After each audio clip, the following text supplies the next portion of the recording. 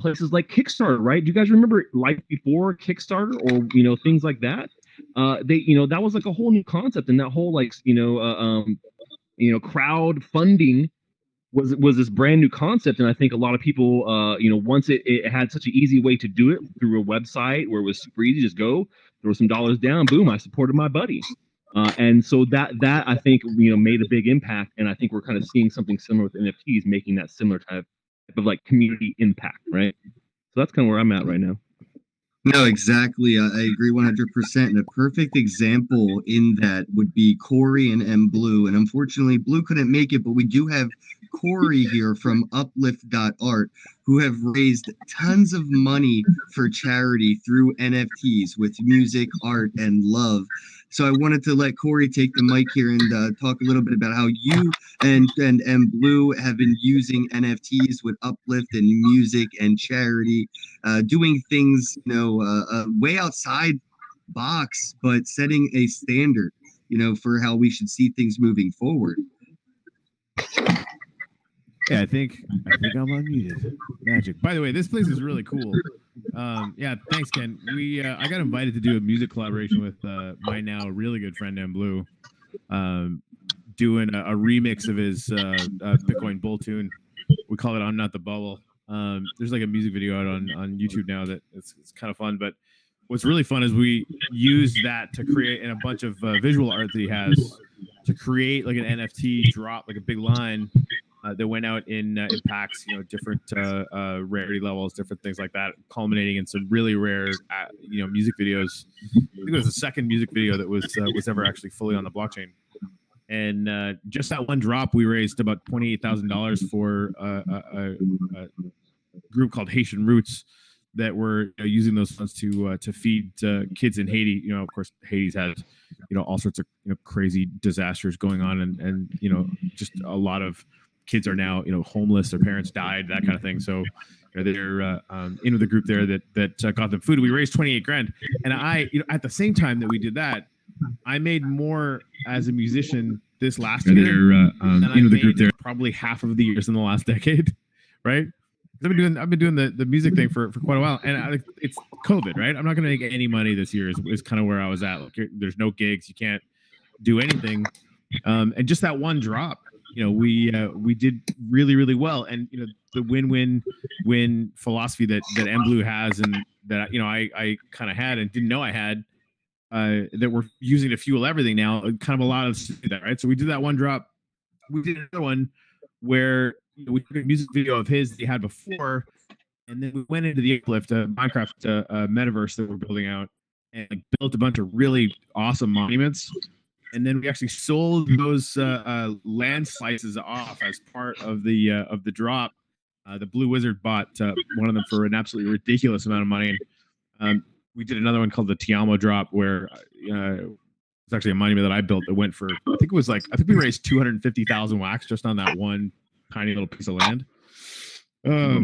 And so, yeah, like we decided this year we're going to build a school in Haiti. It's going to cost 450 grand, and it's almost March, and we're halfway there already, right? So if the price of wax like even moves a tiny little bit, we will have built a school for music and NFTs while also getting paid ourselves, right? Like there's enough money bouncing around that you can kind of do the whole thing. So yeah, it's been incredible. Like every time I end up talking about how we're turning music and NFTs into a freaking school for kids that are sitting on dirt floors trying to learn. Get a little bit clenched. I'm not gonna lie. It's not anything I ever thought was possible, and now we kind of do it all the time. So it's really cool. Hey, Jerome, I think we have an echo coming from you. My fault. I will say that we are live now, though. We have Welcome an echo. That's yeah, on the I hear stream. a huge echo. Fix that.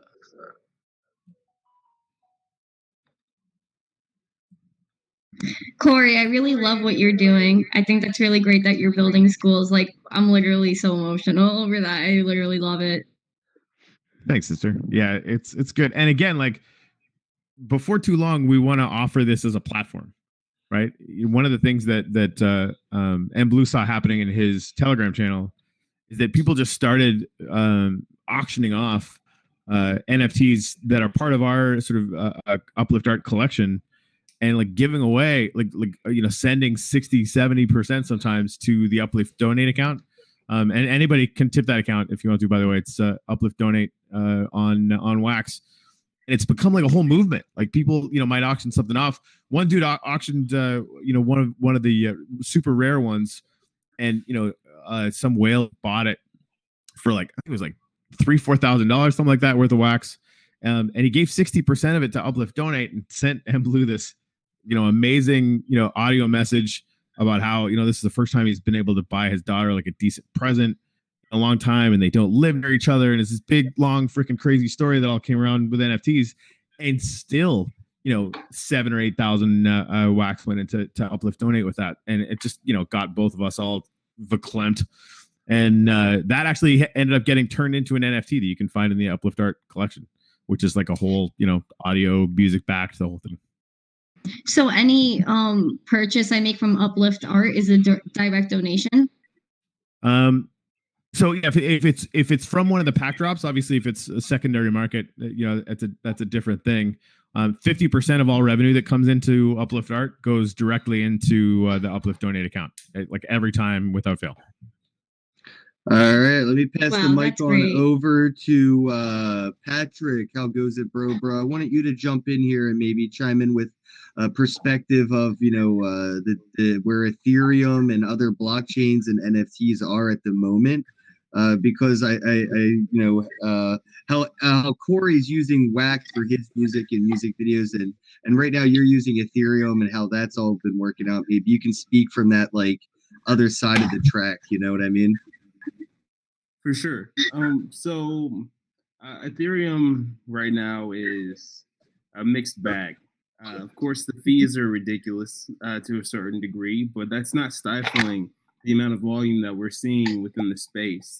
In fact, I think it's encouraging people to move in higher volume is actually when it comes down to buying and supporting other creators. But for the most part, for instance, I'd like to give you an example. DJ Blau, Justin Blau, auctioned off $11 million worth of music last night over Ethereum with the help of Known Origin Protocol. And he's going to be putting that money right back into supporting other creators that build on top of Ethereum, right?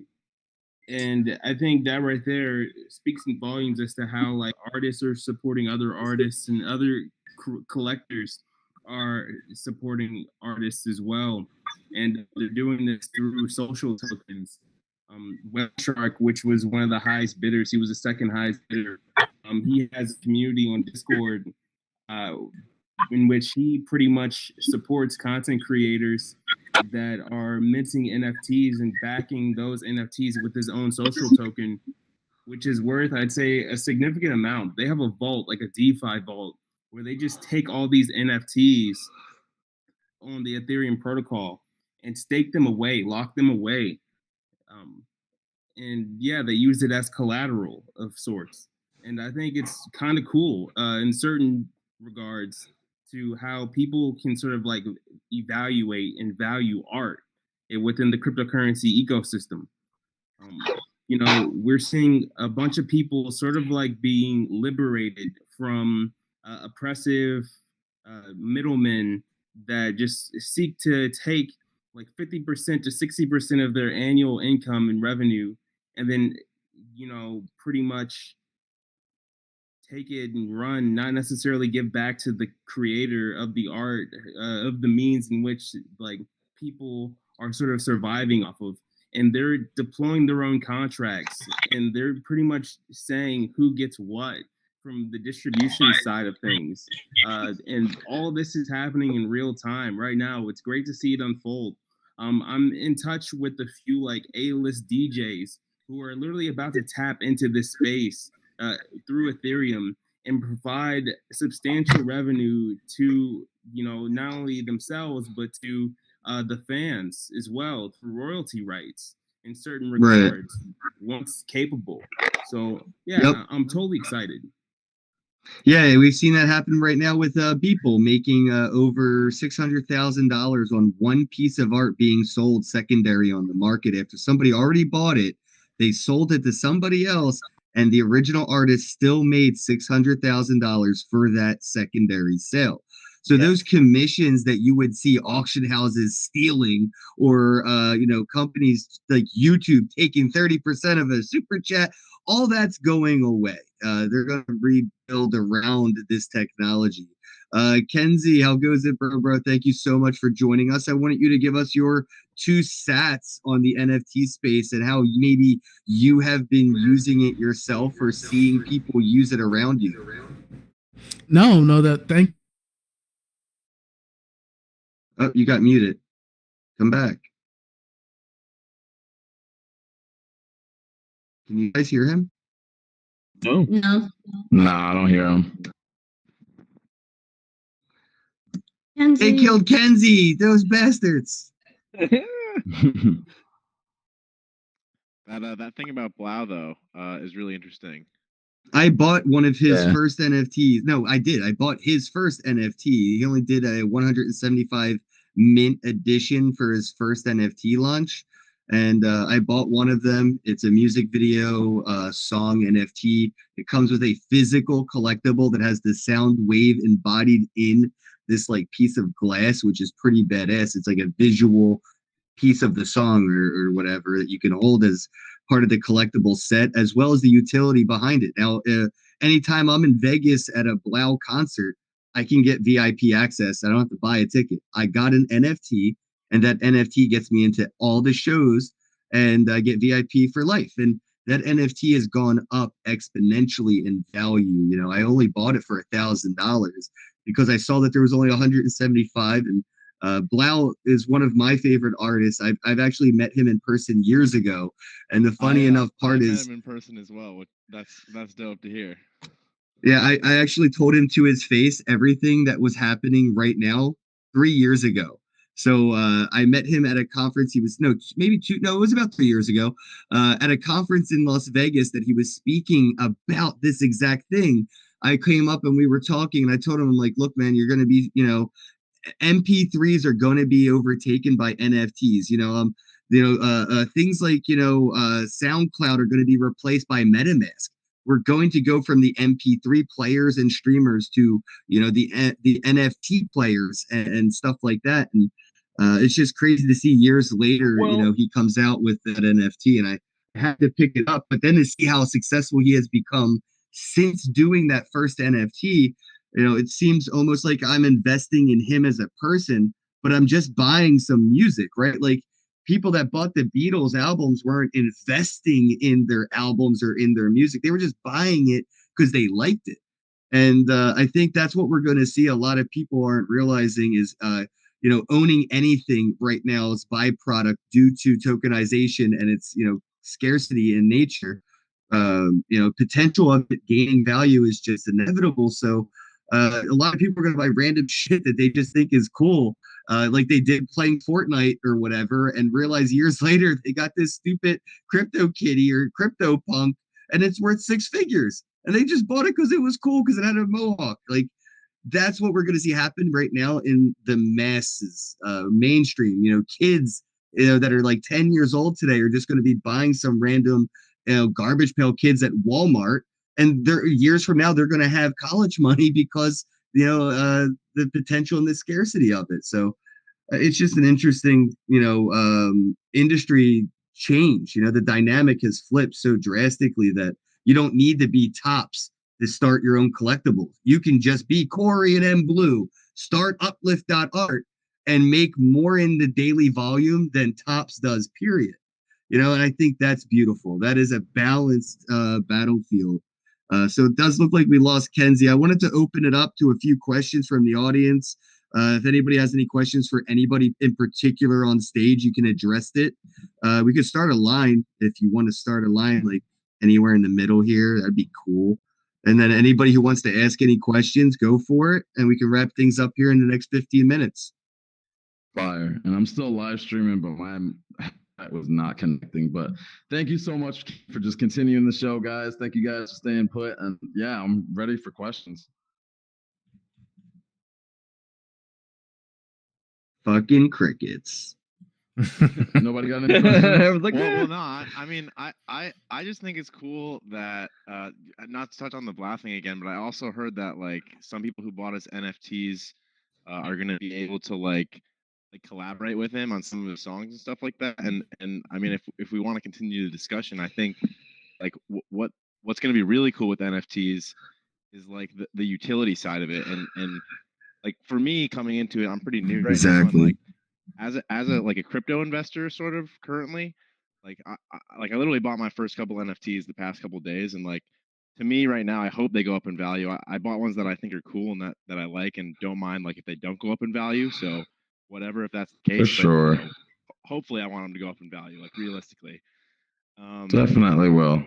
And I think the difference, like when that becomes less of a thing that people seek, is when the utility is like better, when you can use it in a game, excuse me, or like what like you can sort of, I mean, the possibilities are endless. Like we could go on and on, but that's when I think the game really Exactly. changes. No, you're Yeah. right. For the past few years, Stash, I'll let him take it from here, but he's been talking about this with me on the utility side of the NFTs. It's about the utility, but I know he was going to touch on it. I saw his bubbles popping up over his head over there. But I wanted to chime in real quick with the side fact is, anybody could give any NFT a utility, which I think is something a lot of people don't take into consideration. Is if somebody isn't giving it utility and you own one and you want it to have utility and go up, you can build that utility around the NFT and start to do that.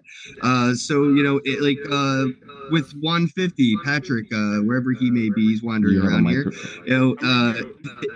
There he is.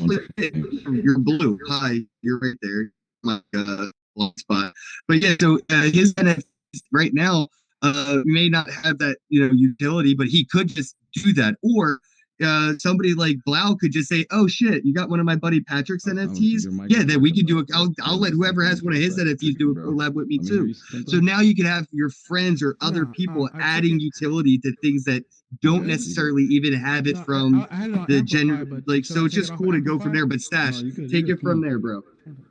Yeah, thanks. I mean, no, you make a great point about utility and having an NFT that can actually do something, because and that's what I was talking about earlier about saturation of the market. People start to see the power that an NFT holds, what it can unlock, how it can access. But I mean, obviously, the first step for most people is just doing some sort of art or some sort of expression, right? Creative expression. Where an NFT really takes it to the next level is unlocking utility, and that can come in a lot of different forms. As a music artist, there's a lot of ways you can give access to yourself, to your product, to behind the scenes type stuff for your fans. But it can go well beyond that. I mean, some of the stuff I've focused on too is blockchain gaming, and these NFTs that not only have utility actually inside the game, where like maybe you've actually earned them in the game, not just bought them outside in some marketplace, but you played and you earned the NFT in that game for free, and it has utility there. But on top of that, then you start to think about, well, what else can you do with that? Well, you have the kind of the concept of the multiverse, right?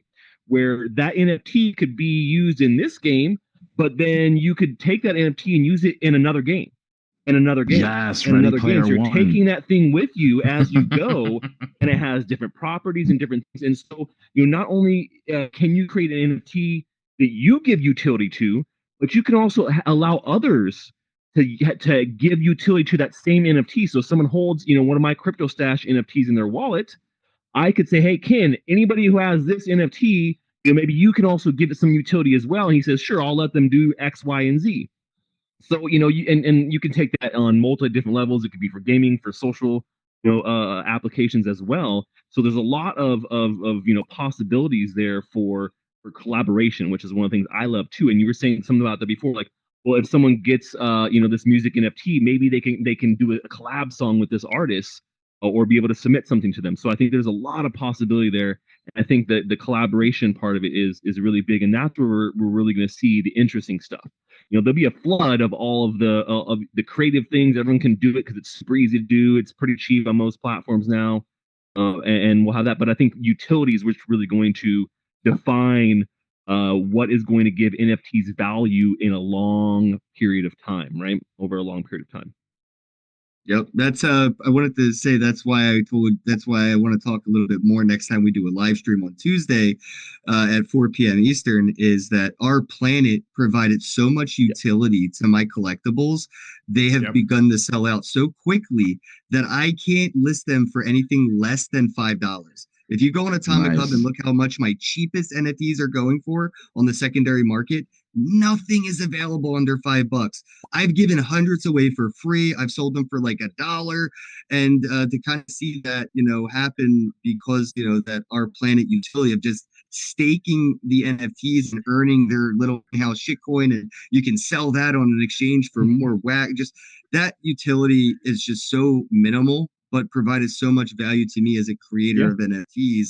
I definitely see that, things like that will be popping up left and right. And I think, what Uplift is doing in Minecraft with the utility of their NFTs is pretty badass.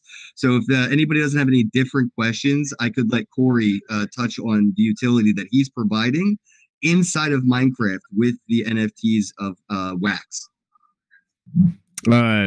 This is my favorite topic. So the metaverse stuff, somebody shouted out Ready Player One. Like I basically eat, sleep, and breathe the sort of lo-fi capacity for us to start building the actual metaverse. So we've got a Minecraft server. We're auctioning it off. You can go to the uplift.world, which is our site now. We're doing an alpha sale way too quickly, frankly.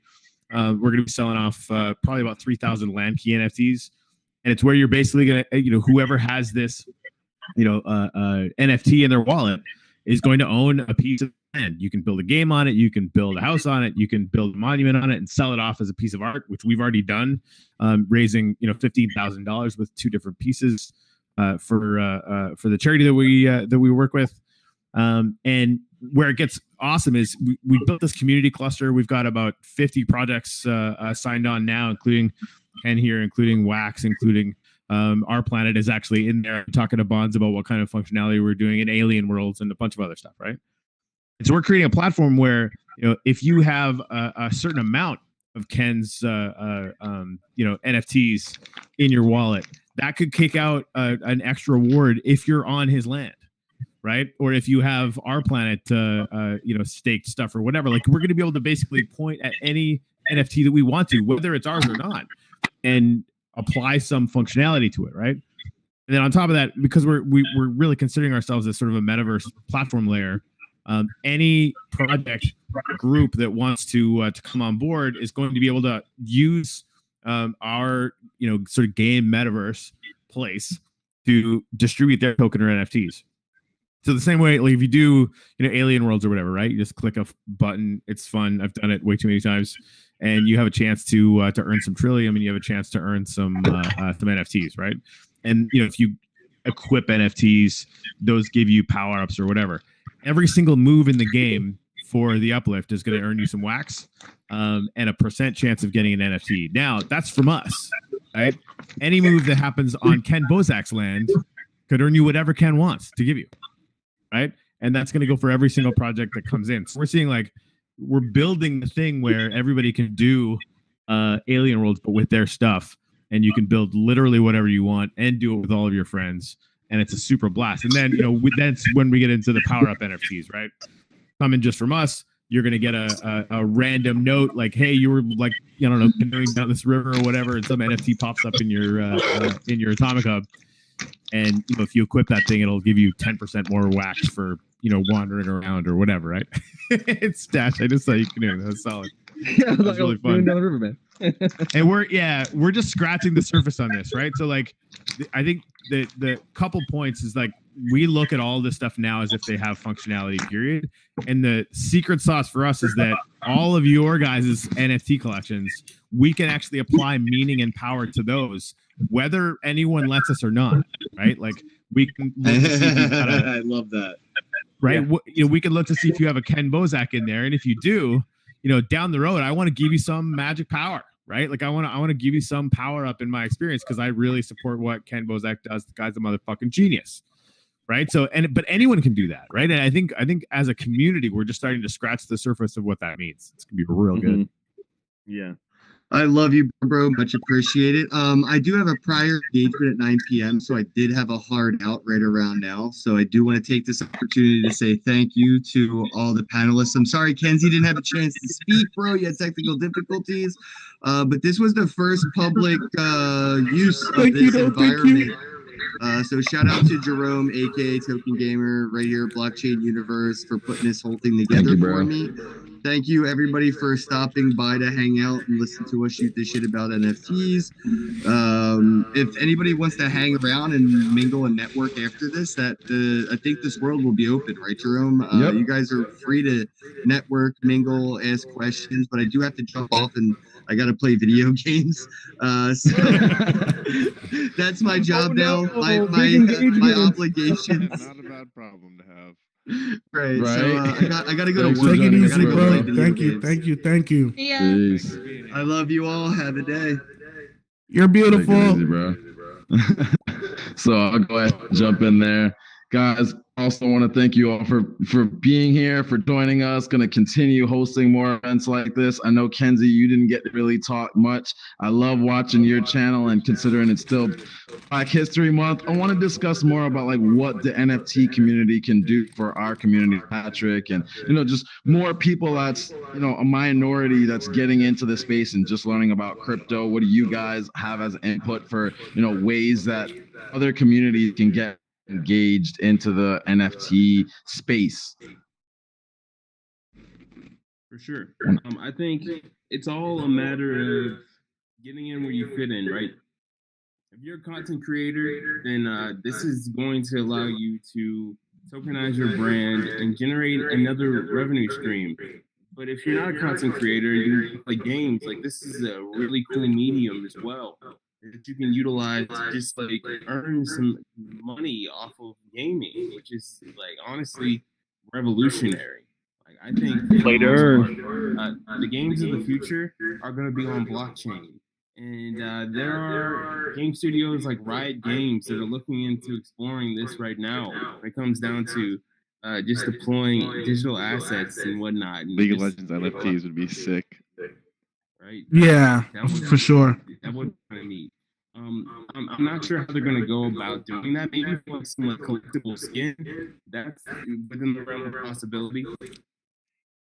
Seeing how that moves and mingles between the application and how they're going to do it, like cross border. I can't wait to see what they're going to do. But I think they're actually starting a whole nother game. Like Riot Games is going to start a whole nother franchise based around non-fungible collectibles in game, and it's going to be freaking neat. It's going to be so cool.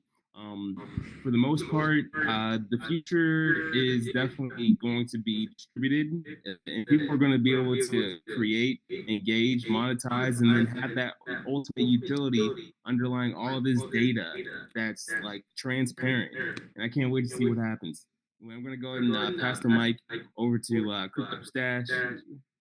What are you so excited for, man? Like what, like Yeah, I'm right there with you. I want to see more utility coming to NFTs, but I'm really super excited about building the multiverse. That is something that I have been involved in with Engine for since they got started really in the industry, and that's been their goal. Offering tools for people to be able to easily connect these games together, and they've done one of the best jobs I've seen so far of having a fluid environment where you can take items from game to game, and they are connected in that kind of way. So definitely excited for that, and I think that we're just laying the foundations. All you guys here, and all you fine folks all here, you guys are part of that in the beginning. You'll be able to say, look, just like the people who were like building the internet when it first got started, you'll be able to say, hey, we were building crypto, we were building NFTs, and this is so this is a historic time, and we probably don't really even realize that. I think when people were building the internet in the early days, they didn't really think like, oh my gosh, think about the amazing potential this have. I'm sure they did, but as much as you can dream and imagine, there's always going to be so much more that's unlocked by the future generation of people using what you've done and building off of that. So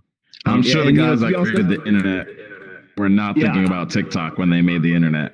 Right, exactly. Yeah. As a matter of fact, guys, I got to get going because my headset's about to die. So I want to say goodbye to everybody before my headset does die.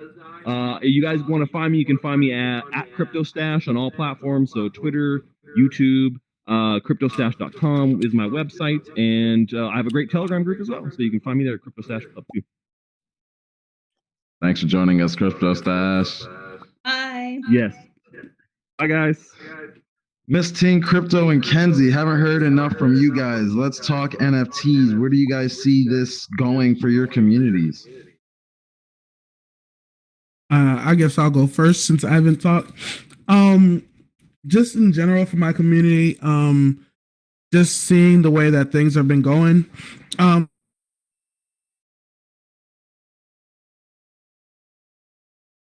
heard you a second ago and then you stopped after going. Or is it just me? No, we can't. I can't hear him either. Yep. Yeah, Kenzie, you were there a second ago, bro. What happened? Could be disconnected again. Oh no. That's like really unfortunate. It'd be like that, man. Yep, he's gone. Oh, All right, he'll be back. You want to jump in, Missteencrypto? NFTs Sure. for the younger generation. Well, NFTs, like I said before, this is just the beginning. I see so much of a future in NFTs, especially because of the Garbage Pail Kids drop that happened a few days ago. If you even look, there's only really the crypto community that knows about this drop because of the wax that's involved in it. So if you go into Target or Walmart, you won't find them anymore. And if you find them on Amazon or eBay the past few days, most of the listings are gone and marked up exponentially. And you see all these people coming into NFTs like Blockchain Heroes, Kenn, all their NFTs are becoming collectibles. They're just like the old Pokemon cards, but it's all virtual. And speaking from the younger generation, this is no surprise that this is coming. We grew up on the internet. I was on Instagram since the first update, the first version. So I grew up on the internet. Bitcoin is not something foreign. NFTs aren't even something foreign because when I think about it, we collect selfies, we collect art, we collect music, we bookmark everything. And why not authenticate that and show that it's real and show where it actually came from then with NFTs? I was explaining to my friend today, and I was trying to explain to my art teacher what NFTs are, because there are so many people that could get involved in this. And this is only the ground floor. So there's so much room for improvement with the websites. There's so much room for more people to come in and give their creative input. And the fact that Gen Z doesn't really know about NFTs just shows that there's so much more room for people to jump in this. So I'm actually trying to get some kids that take digital art in school to actually implement what they learn into making NFTs. But we'll see. All I can do is try to tell my art teacher, like I try my best. She doesn't really get it, but I showed her like my NFT and what I did with it. I showed her the Bratz dolls because they minted NFTs on Wax if anyone knows about that. So, and the prices on them are actually really high, especially with the packs. But anyway, I think Bratz dolls. How do you feel about that, considering like that's not really welcoming to like, a 16-year-old or some younger kid that's maybe trying to learn about crypto, but seeing some of these prices are, astronomical for them at least. How do you think we kind of like bridge that gap and help like the younger generation with getting into the space with, tokens being so expensive nowadays? I think Wax is honestly a great platform to use because I minted NFTs myself, and that's how I personally got Wax to purchase other NFTs. And I think it'll be easier for kids out of New York State to get Wax and things like that. And just because there's just New York, there are a lot of crypto restrictions in general, but I think the whole minting process, like I would love to teach like kids my age how to mint NFTs. I think there's just like the awareness needs to increase for things to become easier, I think. I don't know if that makes sense. Absolutely. And do you think that your generation would be more inclined to being in a virtual space while they learn about it, like putting it up on the screen here and educating them on how to build NFT and kind of doing, guides and walkthroughs in virtual reality and hangouts? I definitely think so, because Zoom is something that no one really likes to do because you're kind of obligated to show your face. And I know a lot of us now like to stay home because, quarantine. I think this is technology as well that's emerging. I just love what you did with the place. And I think that virtual, alt spaces are something they would definitely join because you're not obligated to show your face. You don't have to speak, and you could just hang out and listen. And if you have questions, you don't have to be afraid to ask any. So I definitely think it's something useful. I think it's something people would definitely go to compared to an in real life conference.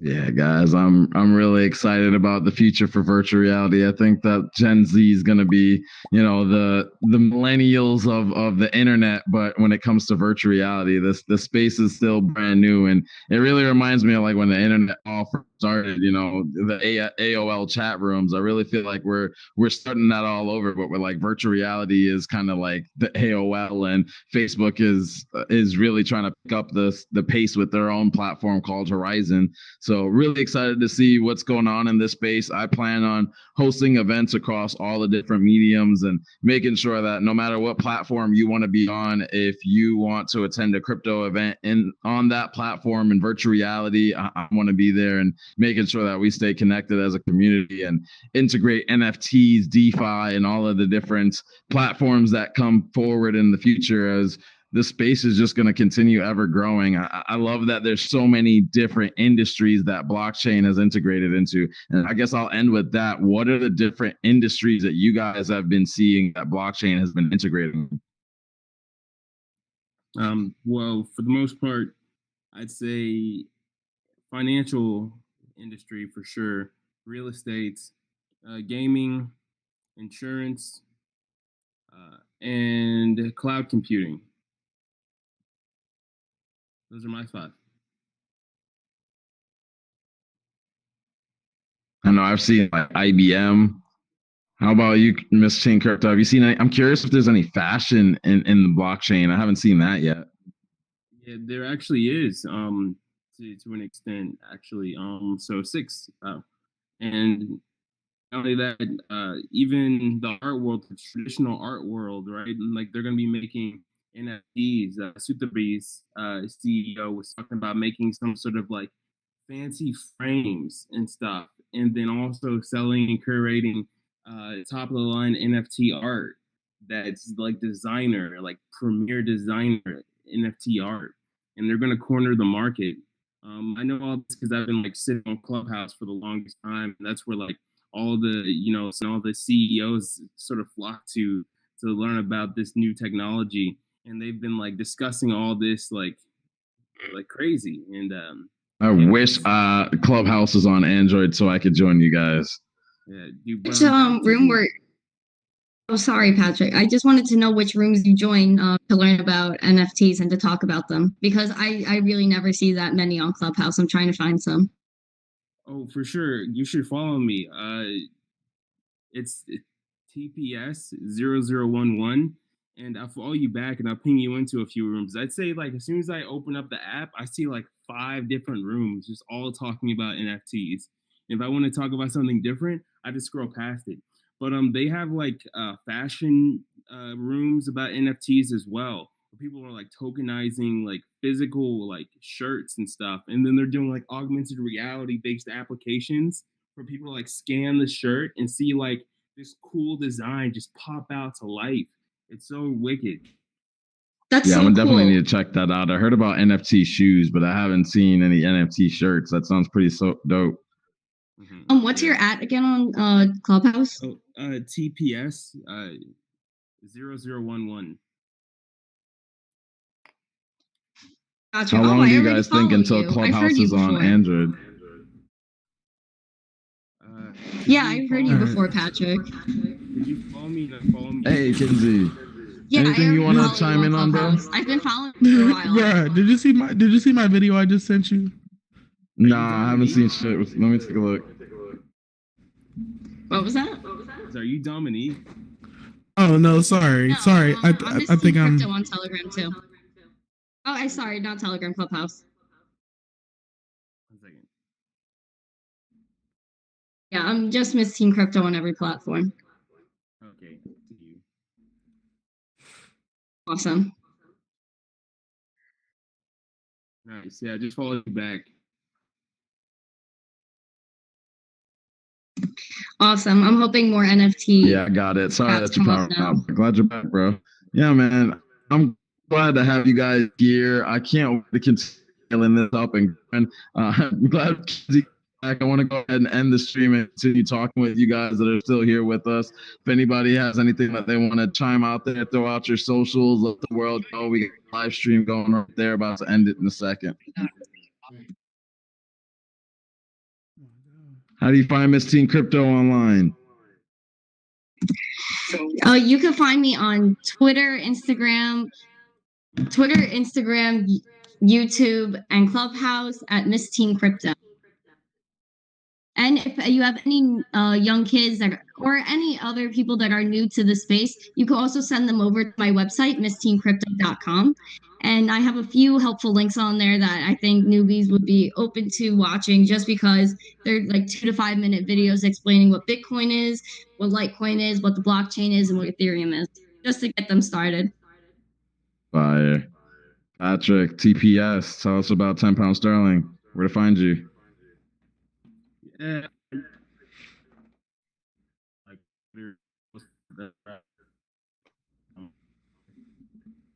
Is it me or is he in and out?